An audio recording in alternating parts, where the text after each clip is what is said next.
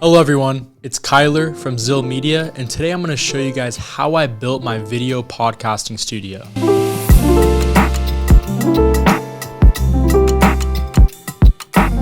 The goal with this space when we set out to build it was for our clients to use it for maybe short form content videos, as well as their own podcasts, as well as me and some buddies have our own podcasts. The setup consists of 3 cameras.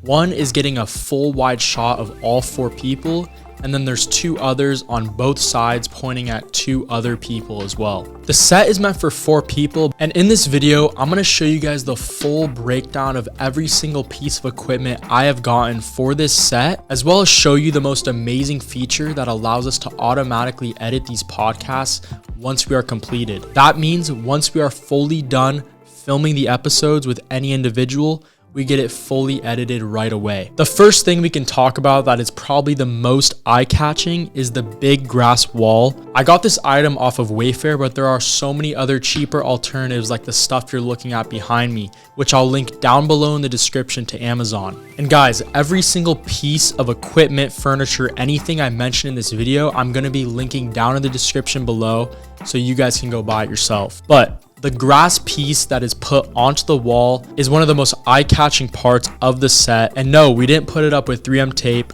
nothing crazy. We literally just put tacks into the wall. But of course, since there's a lot of greenery there, you can't really see it. Now, on the sides of our set, we actually just put in some wall dividers. Before we had these, it actually was super bad looking because all you would see is just the white wall and the green turf on the wall. But now with these being filled in around the edges, it makes it look like a completed set. And I'll try to throw in some clips right here of what it looked like before and after without these wall dividers, but they were super cheap, got them on Amazon, and again, I'm gonna link it down in the description below. Now, as far as the main couch goes, right below the greenery, I got this actually from IKEA, and the 2 chairs around it, which are so much more comfortable compared to the couch, those were bought on Amazon. And we do actually have a table in front with a chessboard as well as another mini table, and those were bought on Amazon as well. And they're actually matching with the 2 chairs perfectly with the wooden stools. One thing I do have to say with this whole set is that I definitely still need to work on the echo inside the room, filling it in with more objects and different things, because there is still a huge echo when people are on the podcast. But there is a tool called AI Adobe Podcast now that allows us to really enhance the audio without us even having to worry about that. But still, the echo in the room is something I'm still working on.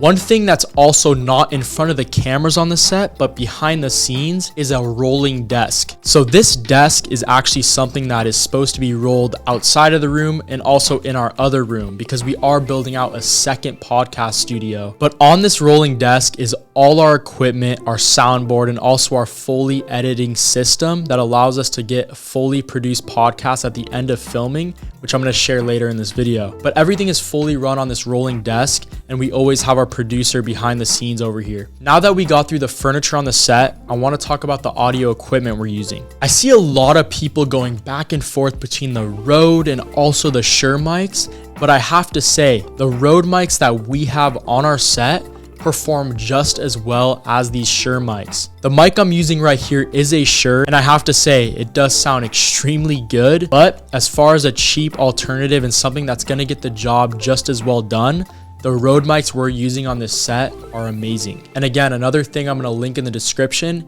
is the software that allows us to enhance the audio and make it so much more crispy. It's Adobe's new tool, and it's something I 100% recommend using after you film your podcast. The microphones, also the XLR cords, and the mic stand boomstick is all linked in the description below, and it's all things that I got on Amazon. Each mic is plugged in using an XLR cord to the Rodecaster. The Rodecaster has been an amazing feature on the set because not only does it record all the audio amazingly, but it also shows you how long we have been recording for. So during the filming, our producer will always give us a 30-minute hand signal as well as an hour hand signal. That way we know if we're not going overboard on the time. Now, one of the most technical parts of this whole thing has been the camera setup. And just like you guys watching this video, I watched so many other videos about different podcast sets and what their camera setups look like, and all of them gave really bad recommendations. I had to learn from actually buying a bunch of different cameras, and this costed me a lot of money. The cameras I now use are 2 Sony a6600s and 1 Sony a6400. And the Sony a6400 is the one we use for our wide shot, and I actually had to buy a separate lens to get that shot. Now, if I were to go back in time and buy 3 cameras for a set like this, I would get 3 Sony a6400s. These cameras can record forever as long as you have power always into them. And this is something that no one would talk about on YouTube. We had to buy a separate battery that goes straight into the camera and plugs into a wall to get continuous power so we can record forever, because you truly never know how long someone is going to record for a podcast. These cameras have been a lifesaver for the quality on our podcast. Before, I was using these 2010 Canon C100s and the quality was terrible. But now with the Sony a6600 as well as the 6400, the quality has been so much better. But yes, if I were to go back in time and get 3 cameras, go get 3 Sony a6400s. These will do the same job as the Sony a6600, but unfortunately I was upsold pretty badly at a camera shop. Now, the next thing I want to quickly get into is the lighting. Fortunately, in my office space, there is such bright lights already installed, but there are a few other items that we use to brighten up the space even more. We have 2 light boxes, which I'm gonna link again down in the description below. And these things are awesome because we can move them around in this room as well as onto the podcast set. And behind both chairs on the set as well, we have 2 backlights that are shooting up bright light behind everyone. But again, I was super fortunate to get the room super bright with the lights already installed in the office, so lighting has never been an issue inside of here. But I will link these in the description below so you guys can brighten up your space really good. Now, the last thing I want to get into, which I am super excited about, is to show you guys the actual workflow of the space and how we get an automatically edited podcast at the end of filming. This is something that no one else online really is showing you how to do, and I had to learn myself. But today, I want to show you guys how we're able to do this so that you never have to edit a podcast ever again. You will simply press one button, record, and at the end of your recording, you're completely done. All you have to do is sync audio. So without more talking, let me take you guys off the tripod and show you what this actually looks like.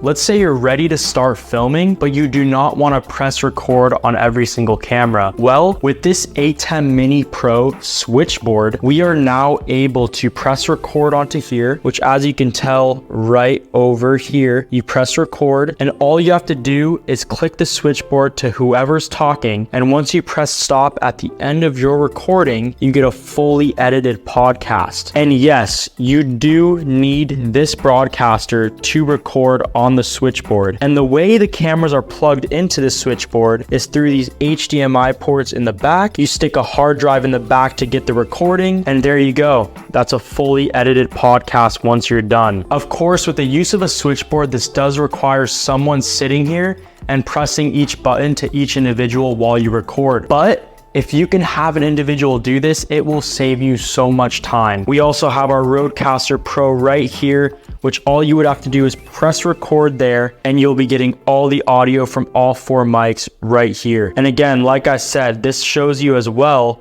how long you have been recording for. So it will allow you to tell the individuals who are on the set how long they have been talking for as well, if you give them some sort of signal. But guys, this setup right here allows you to get a fully edited podcast as soon as you're done. This is the Blackmagic Design ATEM Mini Pro and a 4K C-Tech monitor. I tried to explain this the best way I could, but put simply, all you are doing is pressing a button to the correct camera angle someone is talking to while you film. And once you're done recording on the ATEM Mini Pro switchboard, you get a fully edited podcast because you were switching while recording. This setup was definitely not cheap, but if you make the investment with this equipment, it's going to allow you to save so much time and money in editing. All right, guys, let's say everyone's talking. We're going to switch to camera angle number 1. Let's say they're talking on this side, switch to camera angle number 2. Let's say they're talking over here, switch to camera angle number 3. We would then press stop recording, take out the hard drive, and we have our fully edited podcast, which the only thing that's left to do is sync the Rodecaster audio to the clip, and you're done. Thank you so much for watching this video, guys. This is my video podcasting set, and if any of you out out there who are watching this video need help building yours, please feel free to reach out to me. I'm happy to help you guys out. And again, every single thing I mentioned in this video is in the description below. And if you want to work with me specifically or my agency,